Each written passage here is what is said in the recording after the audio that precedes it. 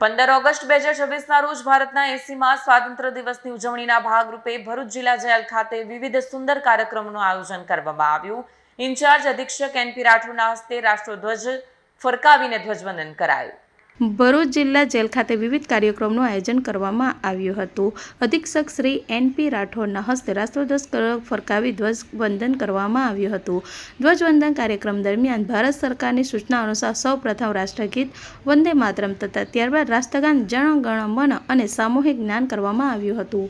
આ પ્રસંગે અધિક્ષકશ્રીએ સ્વાતંત્ર્ય સંગ્રામના મહાન સેનાનીઓ તથા દેશ માટે બલિદાન આપનાર વીર શહીદોને શ્રદ્ધાંજલિ અર્પણ કરી હતી। સ્વાતંત્ર્ય દિવસની ઉજવણી અંતર્ગત જેલ ખાતે વિવિધ સાંસ્કૃતિક કાર્યક્રમો અને મનોરંજન રમતોનું આયોજન કરવામાં આવ્યું હતું, જેમાં સંગીત કાર્યક્રમ ઉપરાંત દક્ષિણ ગુજરાતનું પ્રખ્યાત ટીમની નૃત્ય રજૂઆત કરવામાં આવ્યું હતું।